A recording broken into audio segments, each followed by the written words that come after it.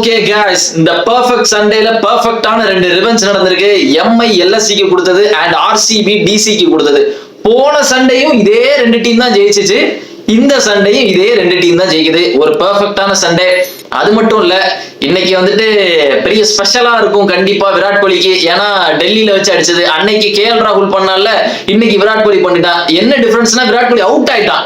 நான் விராட் கோலி இருந்திருந்தான்னு வச்சுக்கோங்களேன், ஸ்ட்ரைக்ல இருந்திருந்தான், மேட்ச் முடியுமா கண்டிப்பா ஏதாவது ஒரு சீனை போட்டு தான் போயிருப்பாங்க. அதாவது எவன் சீனை போடுறானோ விராட் கோலி அதெல்லாம் ஞாபகம் வச்சுட்டு அதுக்கு மேல ஒரு பெரிய சீனை போட்டு போனோம், நான் தாண்டா இங்க சீனே போடுவேன் அப்படின்ற மாதிரி தான் விராட் கோலி மைண்ட் செட்டே இருக்கு. கப் அடிக்கிறியோ கப் அடிக்கலையோ, சீனுடா, நீ சீன் போடுறியா, நான் போய் சீனை போடுவேன் இடத்துல அப்படின்ற மாதிரி இருக்கு. நான் ஒரு 2 மேட்ச், ஒரு 3 மேட்ச் முன்னாடி தான் இருக்கும்னு நினைக்கிறேன். 3 மேட்ச் முன்னாடி தான் ரிவ்யூ கொடுக்கும் போது சொன்னேன், விராட் கோலி வந்துட்டு பரவாயில்லப்பா, விராட் கோலி வந்துட்டு இப்ப வின் பண்ற மென்டாலிட்டியில தான் இருக்கான். இந்த முன்னாடி எல்லாம் சீன் போடுவான், லூஸ் மாதிரி ஏதாவது பண்ணிட்டு இருப்பான். நான் விராட் கோலி ஃபேன் தான் இருந்தாலும் சொல்றேன், இந்த லூஸ் மாதிரி பண்ணிட்டு இருப்பான், மைண்ட் செட்டை மாத்திடுவான், ஆட்டிடியூட் காமிக்க ஆரம்பிச்சிடும். அப்படி காமிச்சாலே வந்துட்டு ஆர்சிபி ஏதோ தோக்க போற, ஒரு கப் அடிக்காம தோக்க போற ஒரு சிச்சுவேஷன் வரும் அப்படின்ற ஒரு ஃபீல் இருக்கும் ஒண்ணு. ஆனா சொல்லி முடிக்கல, 2 மேட்சும் ஒரு மாதிரி விராட் கோலி டென்ஷன் பண்ணிட்டு தான் இருக்கான். இந்த பஞ்சாப்ல போயிட்டு இந்த ஸ்ரேயஸ் ஐயருக்கு ரிவெஞ்ச் கொடுக்கறது, இப்ப டெல்லியில வந்துட்டு கேஎல் ராகுலுக்கு ரிவெஞ்ச் கொடுக்கறது. ஆனா இன்னைக்கு கேஎல் ராகுல் லேண்டான்னு பாத்தீங்களா, ஒரு டெஸ்ட் இன்னிங்ஸ். கேஎல் ராகுல் எதுக்கு அப்படி ஸ்லோவா லேண்டான்னு எனக்கு நல்லாவே தெரியும். அவுட் ஆயிட்டான்னு வச்சுக்கோங்க சீக்கிரம், கண்டிப்பா எல்லாரும் ட்ரோல் பண்ணுவானுங்கன்னு அவனுக்கு நல்லாவே தெரியும். விராட் கோலி கோட்டையில வந்து தோத்துட்ட பாத்தியா அப்படின்ற மாதிரி. ஆனா இன்னைக்கு டெல்லி ரொம்ப மட்டமா லேண்டானுங்க சொல்ல போனா. பேட்டிங் வந்துட்டு ஃபேஃப் டு பிளஸினா அநியாயத்துக்கு ஸ்லோவா விளையாடுறான். 26 பாலுக்கு 22 ரன் அடிச்சிருக்கான். அபிஷேக் புரல்னா செம்ம ஸ்டார்ட் கொடுத்தான், ஒரு 10 பால்ல 28 ரன் அடிச்சான்ப்பா. சூப்பரா விளையாண்டா இன்னைக்கு. அதுக்கேத்த ஒரு லீட பிடிக்க தெரியல இவனுங்களுக்கு. இவனும் இந்த ஃபேஃப் டு பிளஸியும் கருண் நாயர் டக்குன்னு அவுட் ஆயிட்டா, அவனை எதுவும் சொல்ல முடியாது. ஃபேஃப் டு பிளஸி கேஎல் ராகுலும் வந்து டெஸ்ட் மேட்ச் ஆட ஆரம்பிச்சிட்டாங்க. கேஎல் ராகுல் பார்டர் கவாஸ்கர் நினைச்சிட்டான் போல, உட்காந்து தடவ ஆரம்பிச்சிட்டான். உட்காந்து நம்ம 50 மட்டும் எப்படியாவது போட்டுருப்பா, அப்பதான் நம்மள ஓட்ட மாட்டானுங்க, இல்லாட்டா ஓட்டிடுவானுங்க அப்படின்ற மாதிரி விளையாண்டுட்டு இருக்கான் உட்காந்து. அதுக்கப்புறம் அக்சர் பட்டேல் வர, அவனும் அப்படிதான் விளையாடுறான். எல்லாம் உட்காந்து பிரஷரை போட்டு கடைசி கிறிஸ்டியன் ஸ்டப்ஸ் உட்காந்து விளையாண்டுட்டு இருக்கான். மூச்சு கொடுத்து உயிரை கொடுத்து விளையாண்டுட்டு இருக்கான். ஒரு 34 அடிச்சான் உயிரை கொடுத்து.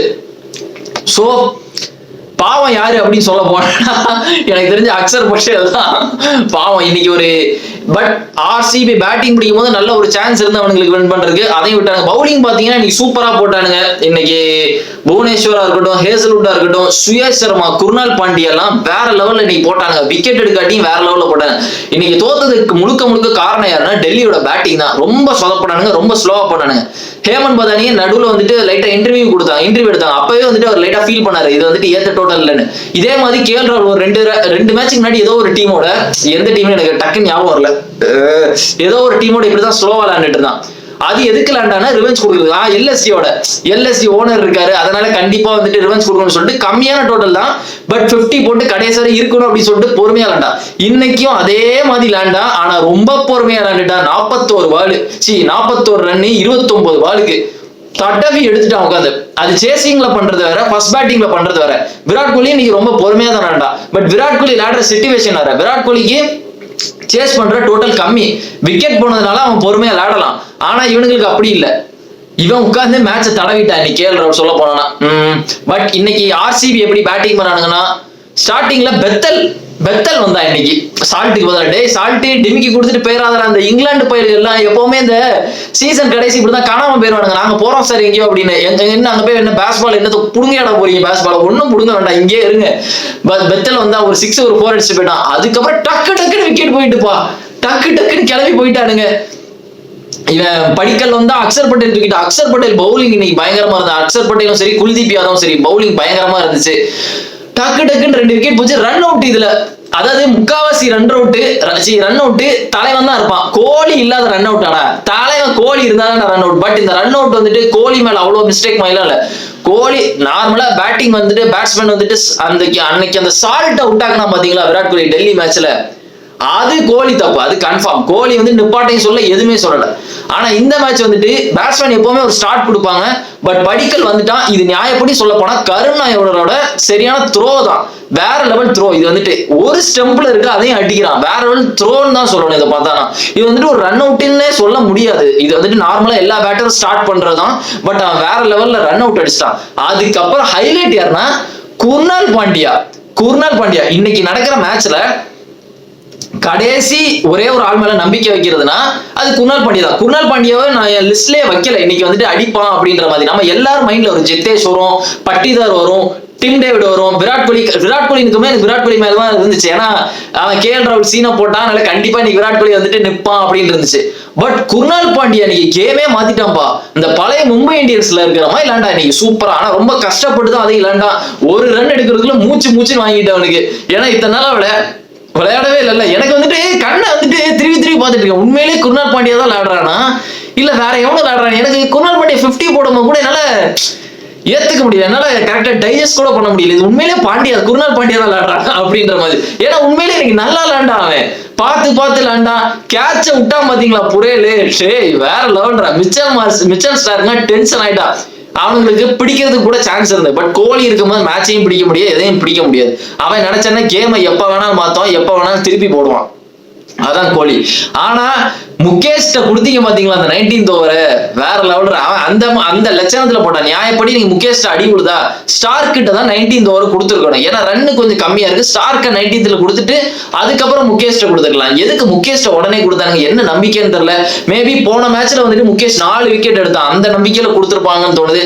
பட் ஆனா இப்படி போட்டு தாக்கிட்டானப்பா டிம் டேவிட். போடுறான் நோ பால் 6 4 வந்துட்டு அதுக்குள்ள முடிச்சிட்டானுங்க மேட்சை. பட் விராட் கோலி இருந்திருக்கணும். விராட் கோலி அதுதான் தேடிட்டு இருந்தான். நடுவில் ஒரு கிளாஷ் வர மாதிரி இருந்துச்சு. கேஎலுக்கும் அவனுக்கு ஹீட்டர் வேணும்னே வம்பெழுப்பான். விராட் கோலியை பத்தி நல்லா தெரியும். விராட் கோலிக்கு சீன் கிரியேட் பண்றது ரொம்ப பிடிக்கும்.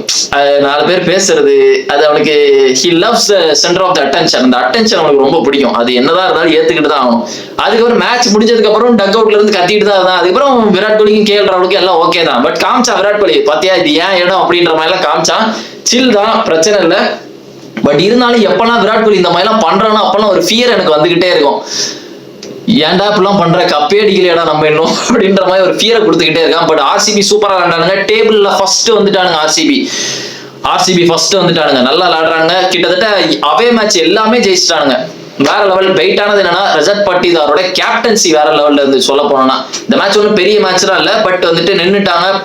குர்னால் பாண்டியா தான் பாராட்டணும். மேன் ஆஃப் த மேட்ச் இன்னைக்கு குர்னால் பாண்டியா தான்.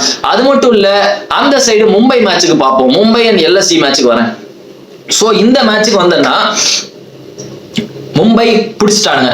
மும்பை எப்பவுமே லேட் ப்ளூமர்ஸ் தான். அது ஆதி காலத்துல இருந்தே நமக்கு நல்லாவே தெரியும். அதை தான் பண்ணிட்டு இருக்கானுங்க.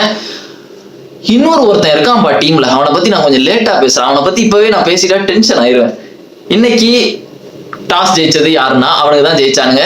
மும்பை பேட்டிங் போட்டேன்னு எனக்கு கொஞ்சம் நிம்மதியா இருந்து மத்தியானம் எந்திக்கும் போது கொஞ்சம் மும்பை பேட்டிங் பார்த்தா நல்லா இருக்கும் அப்படின்னு. தயவுசு LSG வேண்டாம்ப்பா. என்னதான் மிச்சல் மார்ச் புரன் இருந்தாலும் எனக்கு மும்பை பேட்டிங் பார்க்கணும்னு ஒரு ஆசை இருந்து. ஏன்னா ஹர்திக் பாண்டியா டாஸ் ஜெயிச்சாலே உடனே பவுலிங் தான் சொல்லுவான். கூச்சமே இல்லாம சொல்றியடா ஒரு மத்தியானம் மேட்ச் ஒரு பேட்டிங் எல்லாம் ஜாலியா பார்க்கலாம் அப்படின்னு நினைச்சிருந்தேன். நல்ல வேலை பண்ணிட்டு வந்துட்டு டாஸ் ஜெயிச்சானா அவனுங்க பவுலிங்ட்டானுங்க. பேட்டிங் வந்தானுங்க. இன்னைக்கு சில்ட்ரன்ஸ் டே தான். எத்தனை பேர் மண்டை உடஞ்சுன்னு தெரியல. ஏன்னா அத்தனை சில்ட்ரன்ஸ் இருந்தாங்க இன்னைக்கு ஃபுல்லா மும்பை ஸ்டேடியம்ல. இன்னைக்கு தலைவர் ரோஹித் சர்மா வந்தா 2 6 அடிச்சா ரெஸ்ட். 2 6 அடிச்சா போதும்பா. 2 மேட்ச் 70 போட்டாச்சு ரெஸ்ட். அதுக்கப்புறம் வில் ஜாக்சன் ரிக்கல்டன் செமையா விளையாண்டாப்பா. ரயன் ரிக்கல்டன் எல்லாம் சூப்பரா விளையாண்டானுங்க. இன்னைக்கு மும்பை பேட்டிங் அருமையா இருந்தது. நமன்தீரா இருக்கட்டும், பாஷா இருக்கட்டும், சூர்யாவா இருக்கட்டும், எல்லாருமே சூப்பரா விளையாண்டாங்க. அந்த சைட்ல அட்டி வாங்கினது யாருன்னா டிக்வேஸ் தான் கொஞ்சம் பார்க்க பாவமா இருந்துச்சு. அதாவது தனியா ஸ்ட்ரகிள் பண்ற மாதிரி இருந்தது. மயங்க் யாதவ் வந்தா ரொம்ப நாள் கழிச்சு வந்திருக்கான்பா. மயங்க் யாதவ் எல்லாருமே இன்னைக்கு 40+ தான் ரன் கொடுத்தாங்க. மயங்கா இருக்கட்டும், பிரின்ஸ் யாதவா இருக்கட்டும், டிக்வேஷ், பிஷ்னாய் எல்லாருமே இன்னைக்கு 40+ ரன் தான் கொடுத்துருக்காங்க. ஏன்னா மும்பை பேட்டிங் அப்படி இருந்துச்சு. எல்லாருமே வந்து அடிக்க தான் பார்த்தானுங்க இன்னைக்கு. திலக்கையும் ஹர்திக்கையும் தவிர. பட் திலக்குக்கும் ஹர்திக்குக்கும் போட்ட பால் அப்படி. பிரின்ஸும் மயங்கும் கரெக்டா யாக்கரை போட்டு தூக்கிட்டானுங்க 2 பேரையும். சாரி ஹர்திக்கு தான் யாக்கர், திலக்குக்கு இல்ல. ஹர்திக் போட்ட பால் சரியான பால். ஹர்திக் போயிட்டான். பட் இருந்தாலும் 215 ஸ்கோரை எங்க அடிக்கிறது? அவனுங்க மண்ணுமா விளையாடுறானுங்க LSG. ஃபர்ஸ்ட் 3 பேரை விட்டா சொதப்பிடுறானுங்க. பதோனி வேற லெவலப்பா. டீம்ல பதோனி வேற லெவல் விளையாடுறான். இந்த பண்ட் இருக்கான் பாத்தீங்களா இவனுக்கு வரேன். இந்த பண்ட் டேய் உனக்கு என்னதான்டா பிரச்சனை? நான் ஏற்கனவே பேசிட்டேன். இவனுக்கு மணி பிரஷரும் கிடையாது, ஒரு மண்ணாங்கட்டி பிரஷரும் கிடையாது. இவன் இந்தியாவுக்கு விளையாடுறவன். இவனுக்கு எதுக்குடா மணி பிரஷர் உண்டு? இவனுக்கு என்ன காசா இல்ல? இவனுக்கு கேப்டன்சி பிரஷர். எங்க தோத்துருவோமோன்ற பயத்துல விளையாண்டுட்டு இருக்கான். பார்த்தாலே தெரியுது சீப்பா. ஒரே ஒரு 50 போட்டிருக்கான் CSK-வோட. அதுவும் செத்து சுண்ணாம்பாய் ஒரு டெஸ்ட் மேட்ச் விளையாண்டு ஒரு 50 போட்டான். மற்றபடி எல்லாமே ஒன் டிஜிட் எல்லாம் ஒன் டிஜிட். இப்படிதான் விளையாண்டுட்டு இருக்கான் பண்ணிட்டு. இவன் லேண்டாலே போதும் எல்லா மேட்சும் இவனுக்கு வின் பண்ணிடுவாங்க. இவன் தான் விளையாட மாட்டேங்கிறேன். இவன் கேப்டன்சியும் மண்ணு மாதிரி தான் இருக்கு சொல்ல போனா. இன்னைக்கு அடிச்சது யாருன்னா, கொஞ்சம் காப்பாத்தினது யாருன்னா மிச்சல் மார்ஸ் தான். மிச்சல் மார்ஸும் நம்ம பூரனும் தான். இவனுங்க அடிச்சாதான் உண்டு. இது எல்லாத்தையும் தூக்கிட்டாங்க. அந்த சைடு பார்த்தீங்கன்னா பும்ரா பேய் மாதிரி போடுறான். பும்ராவும் சரி போல்ட்டும் சரி வேற லெவல். போல்ட் 3 விக்கெட் வெறும் 20 ரன், பும்ரா வெறும் 22 ரன் கொடுத்து 4 விக்கெட் எடுத்திருக்கான். பாஷும் நல்லா போட்டான். வேற லெவல் பீக்கான வின்.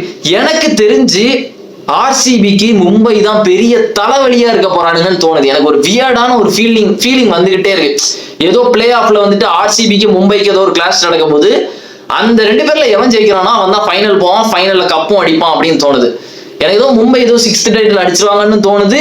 இன்னொரு சைடு ஆர்சிபி வந்துட்டு ஃபர்ஸ்ட் டைட்டில் அடிப்பாங்க அப்படின்னு தோணுது. ஏன்னா இந்த 2 டீம் தான் எனக்கு தெரிஞ்சுட்டு ஆர்சிபி நல்லா விளையாடுறாங்க ஒரு சைடு, மும்பை ஒரு மாதிரி ஏறி வந்துகிட்டே இருக்காங்க. மும்பை இப்படி ஏறி வந்துட்டாலே அடிச்சிருவானுங்க அவனுங்க. அப்படிதான் நான் ஆதி காலத்துல இருந்து இவனுங்களை பார்த்துட்டு இருக்கேன். எனக்கு ஏதோ டிசி அடிக்க மாட்டாங்கன்னு தோணுது, ஓப்பனா சொல்றேன். குஜராத் வந்துட்டு நல்லா விளையாண்டுட்டு கடைசி போய் தோத்துருவாங்க, சோக் ஆயிடுவாங்கன்னு தோணுது எனக்கு ஏதோ குஜராத். எனக்கு தெரிஞ்சு சுமன் கில் வந்துட்டு ப்ரெஷர் ஏதோ ஹேண்டில் பண்ண மாட்டான் அப்படின்னு தோணுது. இப்ப நல்லா பண்றான், பட் அவன் ரொம்ப டென்ஷன் ஆகுறது மேட்டர் இல்ல. எனக்கு தெரிஞ்சு அவன் சோக் ஆயிடுவானோ அப்படின்னு தோணுது. ஆர்சிபியை பொறுத்தவரை ஒரு பிரச்சனையும் இல்லை, பட்டிதார் நல்லா தான் பண்றான், சோக் ஆயிடக்கூடாதுப்பா. ஆனா உள்ள இருக்கிற டீம் அப்படி இருக்கு, எவனுமே சோக் ஆகாத பயலுக்கு தான் இப்போதைக்கு இருக்கானுங்க. கோலி ஒன்னும் சோக்கர்லாம் கிடையாதுப்பா. அது வந்து நீங்க தெரிஞ்சுக்கோங்க. கோலி என்ன மேட்சா இருந்தாலும் அவன் ஆதி காலத்துல இருந்து அவன் நல்லா தான் விளையாண்டுட்டு இருக்கான். டீம் தான் சோக் ஆயிருது, அவனுக்கு டீம் தான் எப்பவுமே சோக் ஆகும். பட் லாஸ்ட் இயர் வந்துட்டு ஆர்சிபிலாம் சோக் ஆகல. ஃபர்ஸ்ட் இந்த சோக் ஆகிறதுக்கு ஒரு எக்ஸ்பிளனேஷன் கொடுக்கணும். சோக் ஆகுறதுன்னா என்னது அப்படின்னு சொல்றேன். சோக் ஆகுதுன்னா மேட்ச் வந்துட்டு வின் பண்றதுக்கான ஒரு நல்ல சிச்சுவேஷன் இருந்துட்டு தோக்குறது தான் சோக் ஆகுது. எக்ஸாம்பிள், நியூசிலாந்து சோக்கர்ஸ் கிடையாது. ஒரு காலத்துல இந்தியா ஒரு சோக்கர், வேர்ல்டுலேயே பெரிய சோக்கர் யாருன்னா சவுத் ஆப்பிரிக்கா. செகண்ட் யாருன்னா பிரைம் ஸ்ரீலங்கன் டீம், அந்த டீம் வந்துட்டு சரியான சோக்கர்ஸ். அதுக்கப்புறம் யாருன்னா நம்ம இருந்தோம். ரோஹித் சர்மா வந்ததுக்கு அப்புறம் அந்த சோக்கர்லாம் கிடையாது, நம்ம ஸ்ட்ராங் ஆயிட்டா வந்துட்டோம். But south Africa choker. நிறைய பேர் நியூசிலாந்து சோக்கர் மானுங்க, லூசு பசங்களா. நியூசிலாந்து சோக்கர் கிடையாது. நியூசிலாந்து 100% கொடுத்துட்டு தான் தோப்பானுங்க. தோக்கிறது வேற, சோக்காறது வேற. சோக்காறது என்னன்னா, ராஜஸ்தான் ராயல் இந்த 3 மேட்ச் தோத்தானுங்கல்ல, ஜெயிக்க வேண்டிய மேட்ச் தோத்தானுங்கல்ல, இதுதான் சோக்காறது. போன வருஷம் ஆர்சிபி லாண்டானுங்க தெரியுமா, தோத்தானுங்க தெரியுமா இந்த ராஜஸ்தானோட ஒரு மேட்ச். அது சோக்காறது இல்ல, அது தோக்குறது. அந்த மேட்சை போய் நீங்க அந்த ஃபர்ஸ்ட் செமிஃபைனலா செகண்ட் செமிஃபைனலா எலிமினேஷன் நினைக்கிறேன். சிஎஸ்கே அடிச்சுட்டு வருவானுங்க. ஆர்சிபி சிஎஸ்கே அடிச்சுட்டு சீனா போட்டு வருவானுங்க. போன வருஷம் ஆர்சிபிக்கும் ஆர்ஆருக்கும் மேட்ச் நடக்கும். அந்த மேட்ச்ல பாத்தீங்கன்னா ராஜஸ்தான் தான் ரொம்ப நர்வஸா இருப்பானுங்க. கம்மி டோட்டல் தான், ஆர்சிபிக்கு தெரியும் கன்ஃபார்ம் தோத்துருவாங்க அப்படின்னு. பட் ஆர்சிபி கான்பிடண்டா தான் லேண்டாங்க. ஆனா ரன்னு பத்தல. ஆனா சோக்காகி வின் பண்ணானுங்க ராஜஸ்தான். சொல்ல போனா பேனிக் ஆயிட்டே இருந்தானுங்க உட்காந்துட்டு. அதே இது போய் சன்ரைசர்ஸ்ல தோத்துட்டானுங்க. அதுக்கப்புறம் ராஜஸ்தான் ராயல்ஸும். இதுதான் சோக்காறது. இன்னொரு சோக்கானதுக்கு ஒரு எக்ஸாம்பிள்னா 2016ல சோக்கானானுங்க தெரியுமா ஆர்சிபி. அந்த எஸ்ஆர்எச்சோட கெயிலும் விராட் கோலியும் நின்றுட்டு இருப்பானுங்கப்பா. கெயில் 70 ரன்னு கொலை பண்ற ரேஞ்சில் இருப்பான் எஸ்ஆர்எச் பெங்களூர்ல வச்சு. விராட் கோலி 50. இதுல இருந்து தோப்பானுங்க தெரியுமா. இதுதான் சோக்காறது. ஏபிடி வில்லியர்ஸ் சோக் ஆவான், எல்லாரும் சோக் ஆயிடுவானுங்க. கேஎல் ராகுல்ல இருந்து வாட்ஸ்அப்ல இருந்து எல்லாம் சருன்னு போயிடுவானுங்க. இதுதான் சோக்காறது. பட் இப்போதைக்கு எனக்கு தெரிஞ்ச ஆர்சிபில இருக்கிற பிளேயர்ஸ் வந்துட்டு நல்ல பிளேயர்ஸ், சோக் ஆகாத பிளேயர்ஸ் தான் இப்போதைக்கு இருக்காங்க. புவனேஸ்வர் பவுலிங் ஸ்ட்ராங்கா இருக்கு, அதனாலதான் கான்பிடன்ட். இந்த புவனேஸ்வர், இந்த குர்னால் வந்துட்டு எப்பவுமே நல்ல இந்த ரொம்ப டஃப்பான சிச்சுவேஷன்ல ஹெல்ப் பண்ணுவான். மும்பைல இருந்து அவன் பண்ணியிருக்கான். முன்னாடி இருந்து நம்ம 17ல இருந்து பார்த்துட்டு தான் இருக்கோம். நல்லா தான் பண்ணுவான். வேற இந்த ஹேசல்வுட், புவனேஸ்வர் இவனுங்க எல்லாமே இந்த எஸ்ஐல வந்துட்டு எப்ப அந்த ரிங்கு சிங் ஒரு 5 6 அடிச்சானோ அதுல இருந்து எனக்கு ஒரு வெறி வந்துட்டு நல்லா போடணும் அப்படின்னு. ஸோ அதனால எனக்கு தெரிஞ்ச டீம் எல்லாம் நல்லா தான் இருக்கு. எங்க எவனும் இந்த வாட்டி இந்த மும்பை மாதிரி ஒரு பெரிய டீம் வந்து டம்முன்னு அடிச்சுட்டு போயிடுவானுங்களோன்னு ஒரு ஃபீலிங் இருக்கு. ஏன்னா மும்பை டீம் வந்துட்டு இந்த சீசன்ல மும்பைக்கும் ஆர்சிபிக்கு நடந்த மேட்ச் வந்துட்டு ரொம்ப ஒரு எப்படி சொல்றது க்ளோஸான மேட்ச் மாதிரி தான் எனக்கு தோணுச்சு. ஆர்சிபி வின் பண்ணிட்டாங்க, ஆனா மும்பை எண்டிங்ல ஒரு பிடிச்சாங்க தெரியுமா. இந்த திலக் வர்மாவும் இந்த ஹர்திக் பாண்டியா திடீர்னு டக்குன்னு அடிக்க ஆரம்பிச்சாங்க. பட் குர்னால் பாண்டியா வந்து ஒரு 2 விக்கெட் சரன்னு எடுத்துட்டான். ஸோ எனக்கு தெரிஞ்ச மும்பை தான் ரொம்ப டஃப் கொடுக்க போறாங்க ஆர்சிபிக்கு அப்படின்னு தோணுது. பட் இன்னைக்கு மேட்ச் வந்துட்டு பீஸ்ஃபுல்லான மேட்சா இருந்துச்சு, ஒரு நல்ல மேட்சா இருந்துச்சு. போன சண்டையும் இவனுங்க 2 பேரும் தான் ஜெயிச்சாங்க, இந்த சண்டையும் 2 இவனுங்க தான் ஜெயிச்சானுங்க. ஸோ இப்போ நாளைக்கு ஒரு மேட்ச் இருக்கு. ஐயோ அந்த மேட்சை பத்தி நான் என்ன சொல்றதுங்க. ராஜஸ்தான், அதாவது சஞ்சு போன வருஷம் ராஜஸ்தான் தான் நான் ஜாலியா இருப்பேன் மேட்ச் பார்க்குறேன். ஏன்னா போன வருஷம் எல்லா ராஜஸ்தான் மேட்ச் வந்துட்டு லாஸ்ட் ஓவர் போய் ஒரு த்ரில்லிங் மேட்சா தான் போய் முடியும். ஆவேஷ் கான் எவனாவது பவுலிங் போடுவான், சஞ்சு சாம்சன் கேப்டன்சி செமையா இருக்கு, ஏதாவது பண்ணுவான், சூப்பரா இருக்கும். ஆனா இப்ப இந்த ரியான் பராக் வந்ததுல போர் அடிக்குப்பா, சொல்ல போனா ஓப்பனாவே சொல்றேன். இவன் வந்ததுக்கு அப்புறம் எல்லா மேட்சும் தோத்து தான் போறானுங்க, எரிச்சலாவும் இருக்கு. நாளைக்கு சஞ்சு வருவானா என்னன்னு தெரியல, போன் போட்டு கேட்கணும் வீடியோ முடிச்சோன்னே. சோ பாப்போம் கைஸ் என்ன நடக்குது. நீங்க அதுக்கு முன்னாடி வீடியோக்கு லைக் போடுங்க, சேனலுக்கு சப்ஸ்கிரைப் பண்ணுங்க, அண்ட் அதுக்கப்புறம் மறக்காம ஷேர் பண்ணுங்க. உங்க கிரிக்கெட் ஃப்ரெண்ட்ஸ் ஃபேன்ஸ் எவனாவது இருக்காங்க கிரிக்கெட் ஃபேன்ஸ்னா அவனுக்கு மறக்காம ஷேர் பண்ணுங்க. Okay, and see another video and remember it, always be on top. Cheers.